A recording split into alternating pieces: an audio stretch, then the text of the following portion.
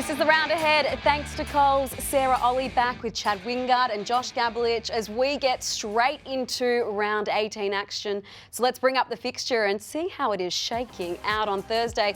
The Blues meet the Lions on Friday. It continues big boy month. The Gold Coast Suns, they host the Pies on Saturday. We head to Marvel Stadium before going to NG Stadium.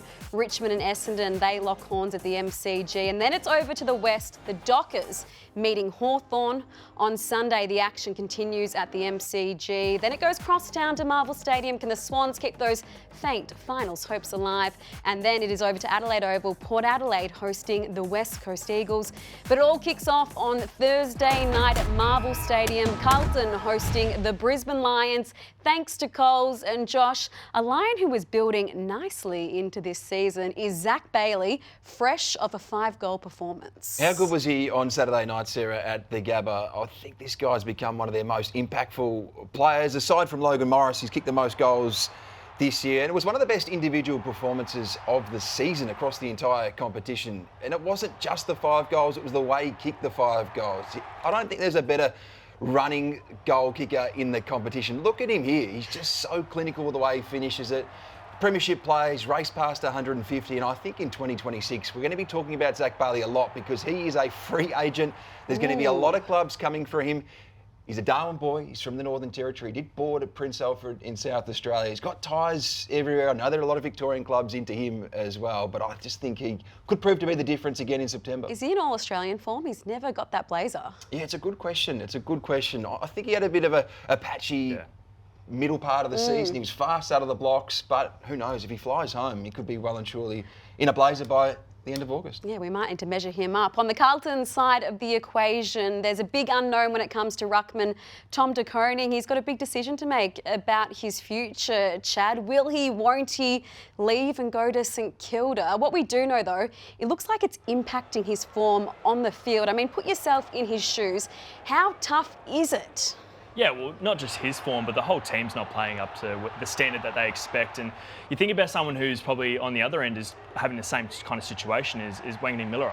And you think about how he's performing, that it's not startling him and he's thriving. So is it getting to him? Is it just the whole club getting to him? We're not sure, but it must be something that's playing on his mind week to week. And make sure you watch Thursday Night Footy for a Coles goal and an exclusive Coles app offer. But let's get to Gold Coast and Collingwood, probably the game of the round for mine. And for the first time, the Suns, they are hosting a Friday night fixture. So this is as big as it gets. And Josh, it got us thinking.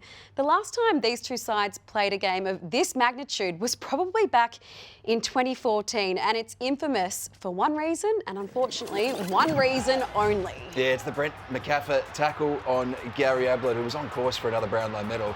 And the Gold Coast Suns were on course for their first trip to September at this time in the year. Round 16, 2014, they won only one more game that year. They won this game, but it was season over when Gary Ablett required a shoulder reconstruction. But as you touched on, the first ever home Friday night game at People First Stadium, and they are building this one up. It's been sold out for 3 or 4 weeks now. And for the first time ever, there's a feel on the Gold Coast that if you don't have a ticket, you really are missing out. Which hasn't really happened before. And I just think under Damien Hardwick, they've become a real football club. He's outspoken. Isn't he? The vibe's really changed, I think, in the last 6 to 12 months, and it feels real. I'll tell you what I'm looking forward to, Chad, is the battle within the wall. We've got 2 superstars going head-to-head in the middle, Nick Dacos and also Noah Anderson. They're tied for the Coaches Award at the moment, and I feel like on Brownlow night, this match could be very decisive as to who takes home Charlie. It's amazing because one player is most talked about player in the league because it's Dacos. Yes. And then one player who's having the same kind of impact, if not more, is not spoken about here much in Melbourne. So it just shows how important both these players are. It's going to be a big battle, hopefully under the lights, under a big game. I mean, who would you rather at the moment? Both having stellar seasons. Well, I think when you look at the Brownlow history of Nick Dacos, quite remarkable to think that no player in the history of the game has averaged more votes. He's averaging 1.18 per home and away game across his first 65 games. Have a look at that. Clearly the best right now of the current players. But even when you include every player that's played the game, only Hayden Bunton Sr., who won 3 Brownlow medals, has averaged more than 1 vote per game. And look at what Nick is doing across his first 3 years. And right now, as we touched on, equal in the coaches award with Noah Anderson and Sarah. I think when Andrew Dillon gets to the microphone for round 18, this could be a defining game. It could be indeed, or it could be Matt Rowell with the 3 votes, or one of the other stars. And speaking of stars, you two get up to the wall, please, as we head to Saturday's match between the Western Bulldogs and Adelaide. This one's at Marvel Stadium, originally slated for Mars Stadium in Ballarat. Regardless of where it's played, though, Josh, the tall timber, they're going to figure big time. Sarah, we are going tall at the wall. We've all been mesmerised by Adelaide's 3-headed dragon this year, haven't we, Chad? But let's narrow it down. Let's talk about a 1-2 punch, because these two clubs that face off at Marvel Stadium have some of the best pairings in the game right now. Now, we know Sam Darcy missed 7 weeks of footy with that knee injury, but since his return a month ago, everything has changed inside 50 at the Western Bulldogs, and no one's benefited more than that man, Aaron Naughton. Yes, and we're starting with the tallest timber with the Darcy and Naughton. And what I love about Darcy is, yes, he's the #1 rated, forward in the competition at the moment, but what he's doing to Naughton, Naughton averages 1.3 goals when Darcy's not on the field. When he's on the field, he's averaging 2.4. So just the impact that Darcy's having, not just on himself and the team, but on his teammates, is immaculate. 12 goals for Aaron Naughton in the last month. He's the number 4 rated key forward in the game. How about the opposition? Because all year we've been discussing Riley Thilthorpe about being a star of the future. Well, right now he's a star of the present. Right now he's in All-Australian contention. He's up to 33 goals, just 2 more ahead of Darcy Fogarty, and geez, they present some problems for opposition sides. Yeah, massive problems. We love the beard, we love the player, and what I love most about him is actually just his scoreboard impact, and that's not just goals, it's his goal assist. He leads the competition in goal assist with 1.1 per game, and you just think about someone who's kicking nearly over 30 goals a game, having that impact on his teammates makes his players better, like a dynamic duo for the future, them two as well. Now, at the start of the year, who would have thought we'd be discussing these two in July? But it's remarkable to think that aside from Jeremy Cameron and Jesse Hogan, no one is averaging more goals than Jack Gunston in 2025. And when it comes to Mabior Chol, Chad, there's a reason he's being called the Chol's Royce. Yes, you look up aura in the dictionary, you'll see Mabior Chol, first thing that you read. And he's been unbelievable. And you think about when you say opposites attract, it couldn't be more evident in this duo. You think about Chol, the most athletic player in the competition as a tall forward, his prowess, his aura, his, energy, everything that he does in the crowd. And then you think about Gunston. Gunston's a stone-cold killer in front of goals. Not much emotion, just gets the job done. 2.9 goals a game. Career best. It's amazing at his age. Intrigued to see what they do going forward, because Mitch Lewis is good to go again and Cal Shadir is tearing it up in the VFL. But that's a problem for another day. Now, I touched on the 2 Coleman medalists, Jeremy Cameron and Jesse Hogan. Right now, they're playing with young key forwards, young proteges in Shannon Neal and Aaron Cadman. How far away are they from joining this group of players? Yes, we're going to stick with the timber, the trees. I think they're a little bit more of a bonsai at the moment. I think they just need a little bit of, feeling out, a little bit of growing to become in this duo, because obviously it's one that's a little bit better than the other at the moment. Now, Sarah, on paper, clearly Carlton have 2 of the best key forwards in the game, 2 Coleman medalists in Charlie Curnow and Harry Mackay, but their decline in 2025 is a key reason why they are 4 games outside the 8 right now. Absolutely, a bonsai, Chad. I've never really heard anyone be referred to as that. But sticking with the Western Bulldogs and the Adelaide Crows, really excited to see what kind of flavour Isaac Rankin can bring to this game.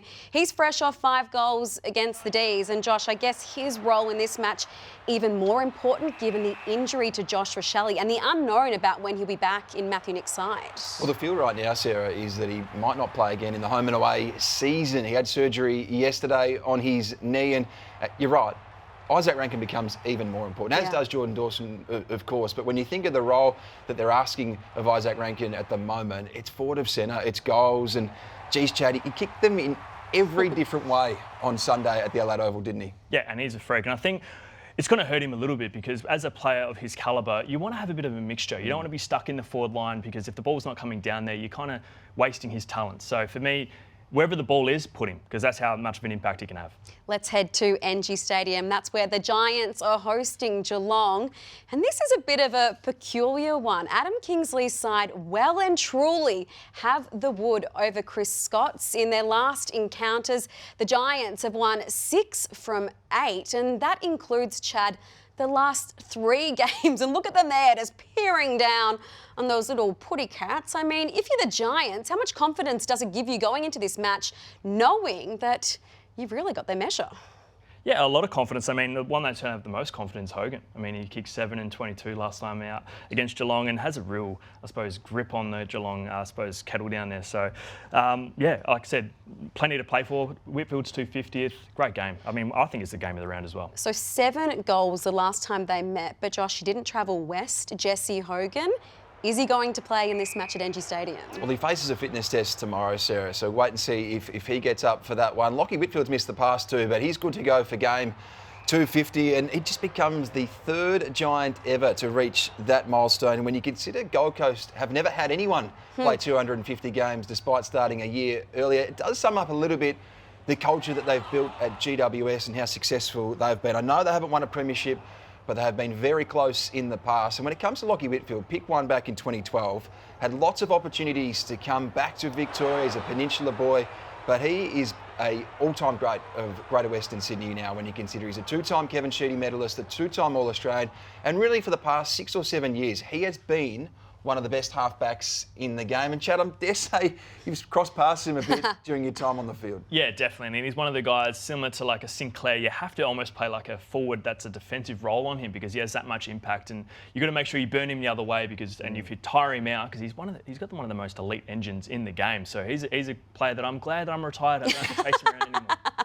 At Optus Stadium on Saturday, we're going to see one of those matches which will help shape the complexion of the 8, Fremantle meeting Hawthorn. And we're going straight to Wingard's winners because I feel like, Chad, a midfield battle here could be decisive. Yes, a midfield battle. And 2 players I want to speak about is Sarong and Newcombe. I think they're both coming off of a loss against in the midfield battle. You see there, obviously, Sarong was held to 11 touches by James Jordan and Newcombe 22 by Garcia and lost the clearances against his opponent as well. And total difference, 9 clearances lost and then 4 for Hawthorn. Whoever's going to win this game is going to be on the shoulders of their leading midfielder in Sarong or Newcombe. And obviously, I'm going to be biased, shock, horror. I'm going with Nuke to get it done this week. Yeah, shock, horror for you. But sticking with Hawthorn, and we love a little bit of a cross-code interaction. Josh, we know you're a fan of the round ball sport. And Wrexham were down at Hawthorn. Now tell me, was Ryan Reynolds there? No, Sarah, Ryan Reynolds was not there. Rob McElhenney wasn't there. Paul Mullen wasn't there. But there was still plenty of stars from Welcome to Wrexham, which has sort of exploded on Disney Plus across the last 4 years. Now, if you're not across this story, it's quite incredible to think that they bought that club for £2 million in 2021 and they have overseen back-to-back-to-back promotions. It's never happened before in English football, from the 5th tier all the way up to the Championship. They're just below the Premier League in 2025/26. So a lot of interest out there. And the reason for the connection is Brett Ratton. He went across to Wales last year to do a bit of PD at Wrexham and some other clubs in that part of the world. But we love a bit of cross-promotion at this time of the year. Absolutely. I like it when people are trying to catch and mark the Sharon and they look a bit unco. Chad, since we've last recorded... Why'd you pass to me after saying that? No, you're not unco at all. But a nice little segue because Michael Walters, who is a favourite of yours since we last recorded, announced his retirement after 239 games, 5 times the leading goal kicker at the Dockers, and you just want to give him a little bit of love. Yeah, I want to give him a bit of a love. Michael Walters, he was a real leader in Indigenous space, and for Fremantle, you think about what he's meant to them. He's had 239 games, 365 goals. He was a 5-time leading goal kicker for Fremantle, All-Australian 2019, and it was just fitting that his last game, not for points, but last game was captaining the All-Stars, which hasn't happened in 10 years, against his team in Fremantle in Perth. And he was one of the guys that I really looked up to as a leader and someone that I think about all the summits we went to, he's always speaking up on obviously everything Indigenous, and a player that's meant so much to me. And all the best, mate. We love you, and congratulations on a huge career. Well done. Amazing career. And on the back of Sonny's retirement, it's also NAIDOC week. And so for our top 5, we're getting into our favourite current Indigenous players. And at number 5, Carl Amon. Josh, a player you think might figure big time when it comes to the Peter Crimmins medal. Well, Sarah, I think right now, after 17 rounds, he might actually be leading Hawthorn's best and fairest. He's going that well. He's been so consistent since he moved across from South Australia as a free agent, and he's starring again at halfback. At number 4, he used to be a premiership Tiger, Shea Bolton. He's now traded the colours for purple, and Chad, he is in a purple patch. Yeah, and he's dominating. He's exactly what Fremantle need, a dynamic player who can just make something out of nothing. You think about he's averaging 18 disposals, 1.3 goals a game. He's a star. And we've already sung Isaac Rankin's praises, Josh, but he comes in at number 3, fittingly. Oh, he could have been even higher. Yes. Really. What a star he's become. I can't wait for him to have a full, complete season. Injuries and suspension have hurt him in the past, but geez, he is something special. At number 2, Chad, fresh off his big contract, Cozzy Pickett. Hard to take your eyes off this bloke when he's on song. Yeah, most watchable player in the competition, but also one of the most impactful. He's averaging 19 disposals, 2 goals a game. Those stats haven't happened in 10 years. Wow. That's why he's number 2, and that's why he's most exciting player to watch at the So moment. who comes in at number 1 then? I'll tell you who. It is a man who doesn't run, he glides. Joshua Nasiah Millerer. He can play absolutely everywhere, this guy. Well, that's the question at the moment, isn't it, Chad? Because we've seen him become the best halfback in the game this year, but on Saturday night we saw him play midfield in the last quarter and he dominated. Where is his future? Well, if you're St Kilda, you'd love to have 2 or 3 of him. Yes. Put him everywhere, but I loved him in the midfield. I thought that St Kilda won the inside 50s on the weekend, and they looked the most potent when in the last quarter, when he was the last one delivering it inside. The money ball, as we like to call it. So I'd love to see him in the midfield more often. 15 disposals in the last quarter, 6 score involvements. I hope we see him there on Sunday against the Swans. Some honourable mentions when it comes to the top 5, Chad. I mean, Yes. some unlucky players. Some, obviously, plenty of talent that we're to pick from, but 2 of the ones that I wanted to mention is Jason Horne-Francis. I think he's having a stellar season, averaging 20 disposals, 0.8 goals a game. Just been a little bit inconsistent across the year. And another one is Daniel Rioli, similar to Carl Amon, but averaging about 4 disposals less, and he's been a massive impact up there at Gold Coast. But sticking with St Kilda and our number 1, Nasiah Millerer, he is giving plenty of coaches plenty of headaches, including last week, Sam Mitchell. I have nightmares about him. We scouted him, we tried so many things, he just couldn't stop him. He's just too good. Just wherever he is. Even when he's on the bench, I was worried about him by the end. I knew, you know what, not watching him before tonight, I knew he was a really good player, but I didn't we tagged him with 3 or 4 different players in 3 or 4 different positions, and he was just too good. Whether he was winning it contested or uncontested, he's a star. So high praise from Sam Mitchell. And this weekend, Sydney have to try and curtail his influence, Josh. It's not going to be easy. As you can see, even when he was on the bench, Sam Mitchell says, I didn't know what to do with him. Well, I love Ross Lyon spoke about Andrew McLeod when he was asked about Nasiah post-game as well. And everyone's been comparing him to Andrew McLeod since before he was drafted. And you can see why, Chad, given how damaging he is at cross halfback. But it is the midfield damage now going forward. And St Kilda clearly need that money kick inside 50. Yeah, I think we have to, we just spoke about before, he's too potent, and that's where they need their biggest breakdown is not scoring enough. And yes, their ball movement from back half is improved, but they're going very wide. So put him in a position to make a difference, and that's in the midfield. And like I said, that's the individual success. He could become a Brownlow medalist, and also team success. I think it's going to help him. So who stops him? Is it James Jordan, Braden Campbell? Is it several players? It has to be, I think it's Jordan in the centre. And I think everywhere else has to be a team. Has to be head on a platter, which we've spoken about before. Everyone has to notice where he is at all times. Now, plenty of love for Alex Tarue this season, but there's another young saint by the name of Max Hall, who I think we should be paying more attention to. Isn't that right, Josh? Absolutely, Sarah. Remarkable to think that this guy has been the number 1 rated player in the entire competition across the last month. Let that sink in. He's That's ahead wild. of Luke Jackson. He's ahead of Sam Darcy.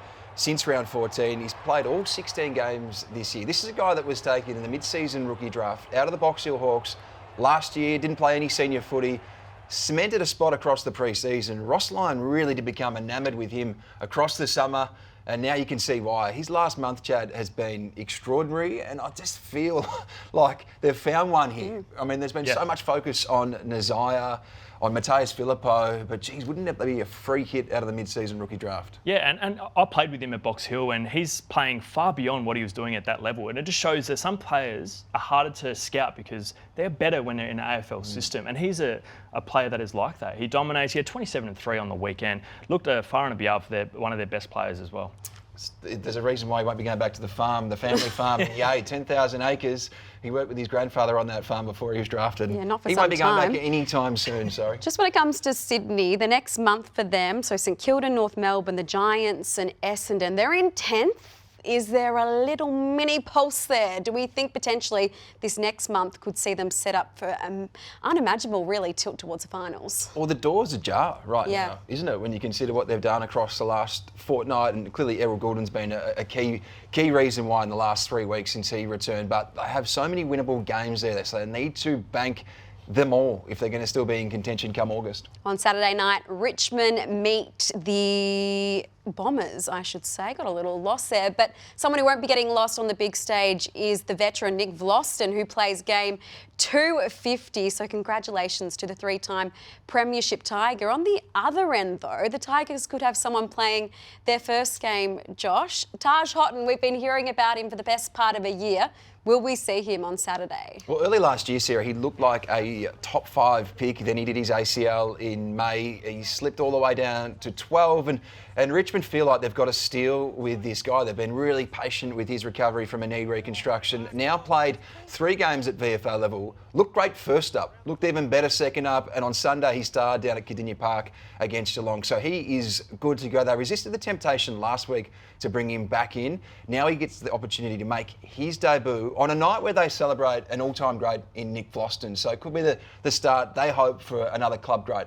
Sam Lawler, of course, his season is over with another hamstring injury. It brings up the crop of draftees for the Tigers this year. So many young faces in the mix, but we can see there, not all of them have had a great run at it, Josh. Well, Sarah, when you are rebuilding, you want to bank as much footy into as many of these kids as possible. And 6 of those names were taken in the first round. Tom Sims, first pick of the second round. And unfortunately, they just haven't been able to get as much footy as you would have liked, Chad, because Josh Smiley's one that hasn't been able to play more than 4 games at VFL level due to repeat hamstring issues. Sam Lawler now won't play more than 11. He's out for the rest of the year. Harry Armstrong showed a bit, but has had a long-term hamstring issue as well. I mean, Luke Trainer's been an absolute find, hasn't he? He's been sensational. But now Taj Houghton gets in and hopefully he can play the rest of the season. But when you are trying to rebuild, you want to race them to 50 games as quickly as possible. Oh, 100%. I remember my first year, I reckon I was gifted at least 10 to 12 games. I played 19 games in my first year, but it set me up for success in my second year. And then I felt more comfortable, had a pre-season, and I played my best footy quicker because I had 19 games early on. Just to remind everyone, what happened in that second season of yours? Let's not go there. Let's remind everyone. We'll cut it there. But I had a better season in my second season. He won a best and fairest, everyone. So get some games into the kids. And speaking of the kids, at the Bombers, one who is just going crazy. Everyone's going wacko for Kako, Isaac Kako. Chad, he's coming off a Rising Star nomination, and he's a little fire starter in that forward line, isn't he? Yeah, and he's a star. He's someone that we come to watch, and Essendon, they've got to hang their hat on a player that's they're really looking forward to the future. And he's one of those players that is electric, and I see a little bit of Isaac Rankin in him, just the power that he possesses. Not the performance that he's obviously putting out at the moment, but just the way that he goes about it. He's really strong in it, and I think he's got some great small forwards to go up against in the coming future. Another player who caught my eye from the Bombers at the weekend, Josh, as you get up to the screen, is Archer May. He is a mid-season draftee, and he's one of a number of them, Josh, who are starring. They've unearthed one here, the Bonds. They certainly have, Sarah. I mean, the mid-season rookie draft has unearthed a heap of hits since it was reintroduced back in 2019, and 4 of them this year having an instant impact. Let's start with Rowan Steele. On Friday night, he made his debut in front of 75,000 people at the age of 23. He'd never spoken to an AFL club until Shane O'Brien sat down with him a week before the mid-season rookie draft, and didn't he look at home first up? 19 disposals at the MCG. No one covered more ground than that man, Rowan Steele. And then on Saturday, Archer May kicked 3 goals in 5 minutes. That is why so many clubs were interested in him ahead of the mid-season rookie draft. He backed up the 2 he kicked out west before the mid-season by Lockie Blackiston, was one of 4 players that the Bombers picked in May. They recruited him as a ruckman to help deal with the ruck crisis. Well, he's helped deal with the key back crisis at Essendon across the last fortnight. 16 intercepts in his last 2 games. And Tom McCarthy is clearly the pick of this crop. I mean, what he is doing in his first 3 games has been sublime. Averaging 26 disposals, going at a remarkable 85% disposal efficiency by foot. Hard to believe, Sarah, that this guy was still playing for Height in Division 2 of the Southern Footy League only last year. And at 24, he looks like he's got a very bright future in footy. For Hyatt. For Hyatt. It's absolutely wild, isn't it? They're such great stories, aren't they, Chad? Yeah, I love that. And it's like I said, your journey doesn't start and finish at 18. A lot of these guys get a second chance at a later start of their career. So speaking of Tom McCarthy, the Eagles, they play Port Adelaide. I just want a quick tip from you both. And this is a game, Chad, where we see two former number 1 picks go head-to-head, Jason Horne-Francis and also Harley Reid. Yeah, I can't wait to watch them go to head-to-head. They've both got a lot of swagger. I think I'm obviously going to go with Port Adelaide with this one. Josh? Yeah, I'm with Port on this. I think West Coast were incredibly disappointing last week, Sarah. And just to round things out, Melbourne and North Melbourne, who are coming off that centenary match. A few injury concerns there as well. Did you give them any chance against the D's, Josh? They should, but the injury concerns is a concern for me when Oh. it comes to North Melbourne. So I think Melbourne were good last week. They were good. D's for you as well? Yeah, I back North Melbourne too often and they don't get it done for me. So I'm going with Melbourne, but the ruck battle is going to be one to watch. And remember, kids continue to go free, so get down to the footy. Make sure you enjoy round 18. That's been the round ahead, thanks to Coles.